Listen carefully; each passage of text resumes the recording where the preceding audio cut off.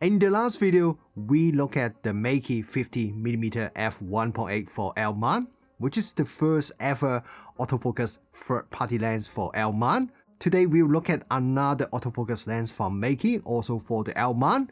This is the Meike 85mm f1.4. The retail price of this lens is $499 US, which makes it quite interesting because it is only slightly cheaper than the Lumix 85 1.8, which has a retail price of $550. But you could get the Lumix for around $500 quite easily these days, which makes it pretty much the same price as the Meike. But of course the difference is the Meike is a f1.4 lens while the Lumix is a 1.8 lens, so the Meike is about 2/3 stop faster for about the same price. The Sigma 85 1.4 DGDM is retailed at just over $1,000, so the Sigma is about twice the price of the Meike. Does it mean the Meike could be a great bargain for people who want a very fast aperture portrait lens? In this video, I'll be comparing the Meike with the Lumix 85mm f1.8 and see which is the better lens for you. Before we start, I want to tell you that Meike sent me the lens sample that I used for this review, and I do not have to return the sample, but I also do not receive any money for this review. I just want to make sure everything is transparent to you guys before we start.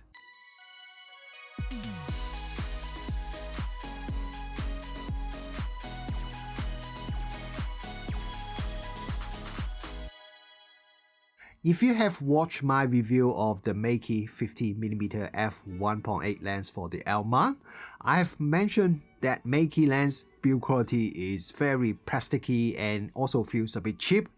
But this time, with this 85mm lens, it is very different. The build quality is much better. While there are some small areas that I feel can be a little bit more polished, overall, this lens feels a lot more premium, a lot more solid than the Meike 50mm f1.8. This is not too surprising because according to Meike, this lens is part of their MIX Mix series, which is Meike's high-end lineup. There's an aperture ring at the back of the lens which has clicks. The ring has some nice texture on it and it feels good when you turn it.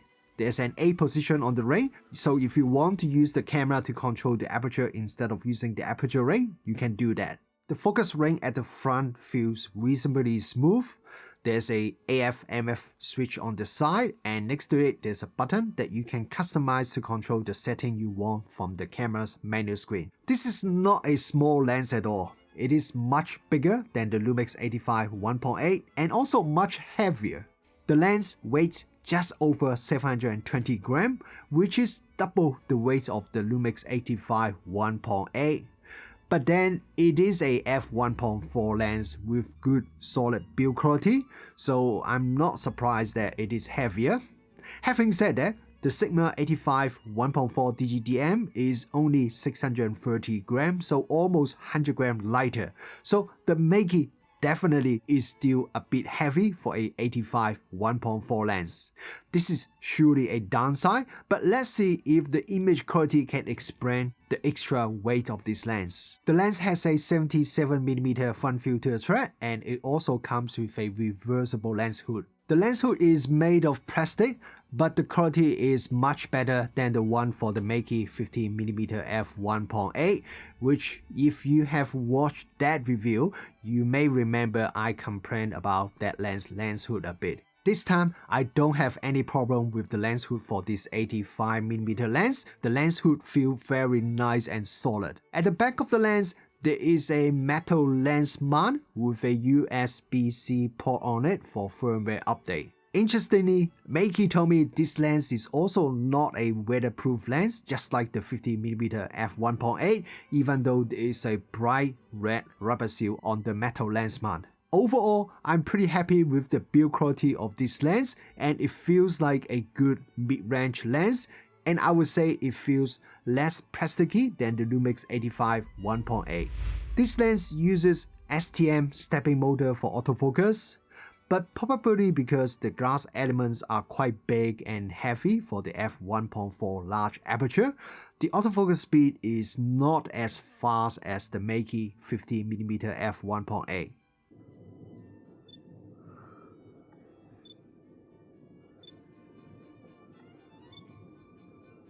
It is an internal focus lens, so the length of the lens doesn't change at all when you are refocusing. Human detection, animal detection all works well with no problem as expected. If you want to use this lens for manual focus, then I have a few bad news for you. Firstly, the ring rotates in opposite direction when you compare to the normal L-mount lenses. You also cannot enable linear manual focus from the body, which suggests the lens only supports non-linear manual focus, which normally means the faster you turn the focus ring, the bigger it will change the focus distance. But with this Meike lens, it doesn't behave this way. When you turn the focus ring at slow or normal speed, the focus response seems to be linear. It's not speed sensitive. But if you turn the focus ring very quickly, it doesn't seem to improve the rate of focus change. It actually seems to decrease the speed or rate of focus change. So it's kind of like a reverse non-linear mode. Because of that, I don't think this is a great lens for doing manual focus. Okay, we'll look at the image sharpness now. If we zoom in to the center of the photo, the Meike is already very sharp at f1.4. At f1.8, the Lumix is also very sharp. The center sharpness of these two lenses are very similar. These comparison photos were all shot with the same white balance setting and within a few minutes, and you may notice the color is a little bit different, and I will talk about it a bit more in a minute. Stopping down these lenses doesn't make much noticeable improvement to the center sharpness because these lenses were already very sharp at f1.8. The image becomes a bit softer from around f11 because of diffraction. Let's look at the corner now. The Meike is once again pretty sharp at f1.4 already, and if we compare the results at f1.8, the Lumix corner sharpness at f1.8 is also pretty good. But the Lumix photo has a bit of purple color which is caused by chromatic aberration, which doesn't happen with the Meike. Stopping down to f2.8, the purple color mostly disappears from the Lumix. When we stop down to f5.6, now we reach the maximum corner sharpness for both lenses. Then after that, it is the same story. Sharpness remains the same until diffraction starting to soften up the image a bit at around f11. If we focus at the corner of the photo instead of the center, it does improve the corner sharpness a bit. It's not a massive difference, but it does suggest a bit of field curvature. But since the corner sharpness is already pretty good even when we focus at the center, so unless you really need the absolute best corner sharpness, I wouldn't worry too much about whether you should focus at the center or corner of the photo. If you look at these two sharpness test photos again, these photos were shot with the camera mounted on the tripod, and the photos were shot at the same place using the same white balance setting. If we ignore the distortion, which I will talk about very soon, the Meike has a little bit tighter field of view than the Lumix, and the photo shot with the Meike is also a little bit warmer as well. This slightly warmer color was the same last time when we look at the Meike 50mm f1.8 lens. Okay, now let's talk about close-up shooting. The minimum focus distance of the Meike is 98 cm. I don't have the official maximum magnification ratio figure, but from my measurement, it is around 0.11 times. The Lumix can focus a bit closer at 80 cm, and that gives you the maximum magnification ratio of 0.13 times. Not a huge, but still noticeable difference. Sharpness at f1.4 when taking close-up photo is pretty good with the Meike, but stopping down the lens a bit will improve the sharpness and also give you a little bit more depth of field as well. We'll have a look at bokeh now. First of all, I want to mention this is a 85mm f1.4 lens, so it is a lens that can easily separate the foreground subject from the background and create some shallow depth of field photo with dreamy background. If you look at these two comparison photos, one shot with the Meike at f1.4 and one shot with the Lumix at f1.8, the camera was on a tripod and the target is the same, which is the tip of the plant. There is some pretty noticeable difference in terms of the background blur.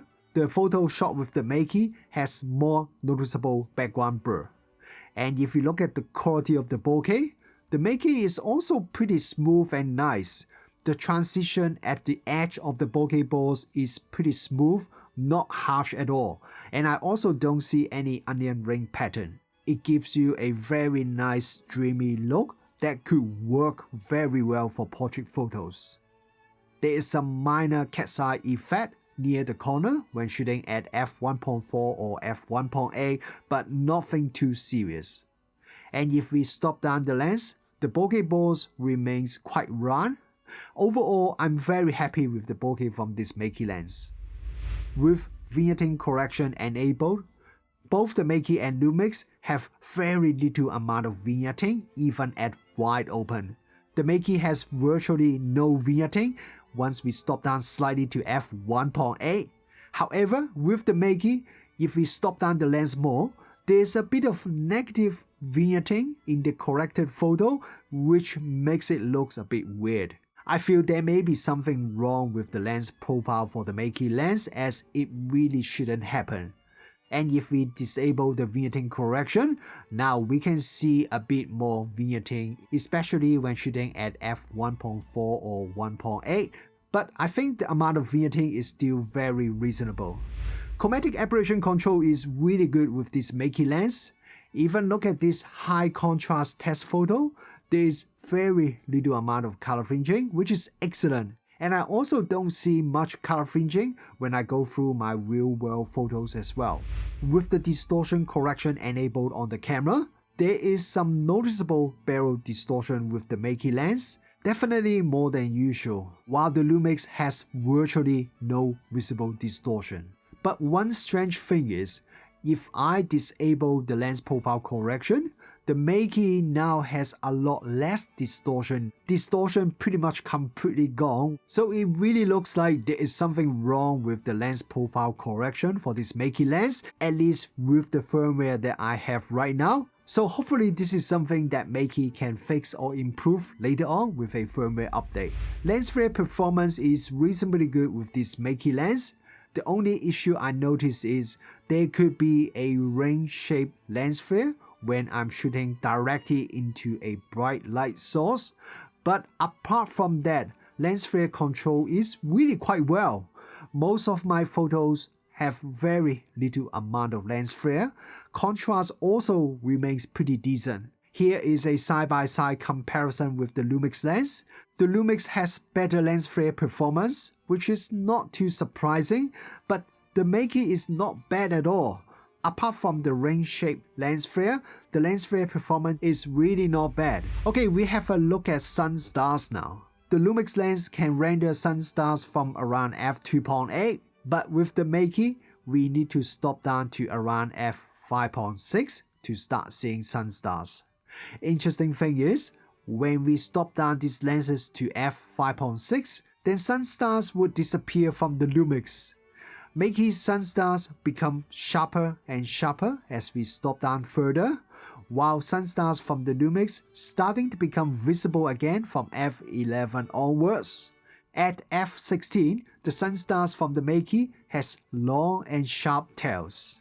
The Lumix can stop down one more stop to f22, but I myself still prefer the Sunstars from the Meike a little bit more. When shooting video, I notice autofocus is a bit slow with the Meike lens, slower than the Lumix, and also sometimes it would hunt or struggle a bit. This seems to be most noticeable when I use single point autofocus, especially when I place the focus point near the edge or corner of the frame. If I shoot with human tracking, the autofocus performance is actually quite well even when the face is at the edge of the frame. So I think the video autofocus performance really depends on what you shoot or how you shoot. So in some cases, you may notice some difference, but in some other cases, you may not really notice any difference at all. When I did my usual 1 meter to 20 meter focus breathing test, the Meike has some noticeable focus breathing. However, when I compared it with the Lumix, the amount of focus breathing is quite similar. This is the second autofocus L-mount lens from Meike that I reviewed. Compared it with the Meike 50mm f1.8, this 85mm lens is quite different. It is actually very different. The build quality is definitely much better. Not only it feels much better than the Meike 50mm f1.8, I would say it feels also more premium than the Lumix 85 1.8 as well. I love that the lens has an aperture ring and also a customizable button on the lens, which makes the lens great for photographers who love to have more controls on the lens itself. So if you are a portrait photographer or shoot things that don't move really fast, this Meike lens is perfectly fine. You shouldn't really have any real problem. I myself have used this lens to shoot some events and it also works fine for me. However, this is not the best lens choice if you need the best autofocus performance. If you don't think any of these downsides that I just mentioned matter to you, then this Meike 85mm f1.4 lens would be a very nice and very cost-effective portrait lens that can help you capture some very beautiful photos.